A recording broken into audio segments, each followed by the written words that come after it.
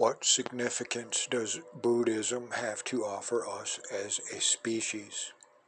Each piece of suffering eliminated by individuals improves upon someone's journey, which interprets into a ripple effect that washes over society, directly affecting our species as a whole.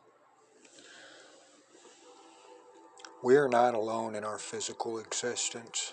The most influential factor in our society that affects our actions, our own actions and actions of others, by working to eliminate the suffering of others, we are especially working to improve the environment of all the members of our species. Our actions create reactions, which create reactions, which create more reactions. This is known as ripple effect, or some would call it the butterfly effect or chaos theory.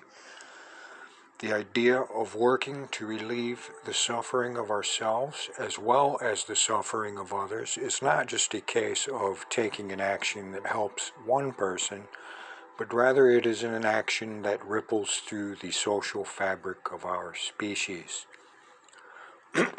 Through the ripple effect, suffering diminishes significantly.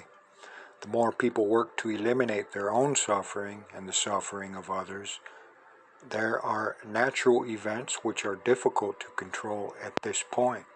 Natural events such as earthquakes, fires, famine, plagues, disease, accidents, deaths, etc. generate suffering. Our reactions to these events, the intentional actions, was we as a society and as individuals generate after these events can be controlled. Understanding the concept regarding why our actions today may well affect what we experience in eternity could generate a major positive realignment of our way of thinking. It could have significant impact on all of us, on our whole species. But what of reducing the suffering of others? What has that to do with you? Once having passed through this life state, Buddhism implies you move into a new state of eternity. Panentheism implies you return to the only place there is, and that is within the causative force. Having returned to the causative force, you take with you your awareness, which includes your experiences, but in addition to this, you are now privy to the knowledge of the causative force, who is omniscient. This would mean that you know to an extent what God knows. You can surmise what the will of God is. This would mean you are privy to all the suffering others have experienced. Reducing suffering in the world would in turn reduce the amount of suffering our species that is being added to the causative force, thereby reducing your suffering.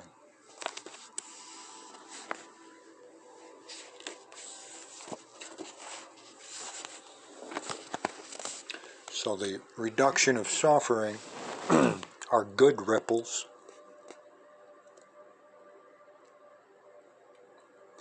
What significance does Buddhism have to offer other life forms in the universe?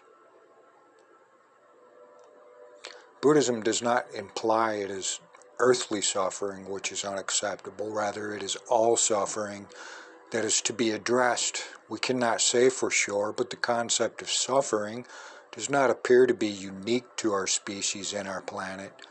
If suffering is a factor among other life forms, then Buddhism implies this suffering also must be addressed, provided there are other life forms.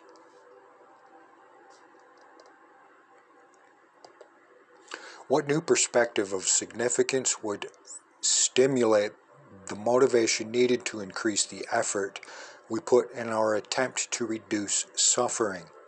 Presently, we view ourselves as people, human beings. What if we saw ourselves as pieces, portions of the causative force, of the whole, which indeed would be greater than the sum of all of its parts? No longer would you look at someone as just suffering, you would see the suffering as something happening to the causative force herself. You would no longer be able to just pass by the suffering in a hurry, but you would have to slow down and lend a hand, for it would be seen as the causative force suffering, God's suffering. This idea of being a portion of the causative force, which Panentheism implies and maintains, would have no other possibility but to apply to other intelligent life forms throughout the universe.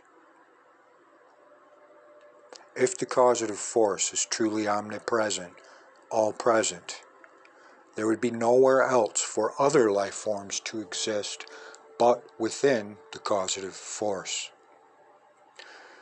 They also would be a part of, a portion of, the causative force, parts of a whole. But what of hostile life forms that may wish to dominate or subjugate us? We would have no other choice but to stand firm in our perception that we, as a portion of the causative force, have the responsibility, the obligation to preserve our journey, for it is unique and has much to offer the causative force. A soul's journeying would have an obligation, a responsibility to God, the causative force, to protect our journeys, to protect the potential we have as a species. Under Panentheism, the Buddhist concept of eliminating suffering becomes significant to the causative force, or God. Now the concept belongs not only to our species, but to all life forms in the universe. Panentheism would obligate us to be just as committed to protecting the rights of other life forms to journey as protecting the right of our own species to journey.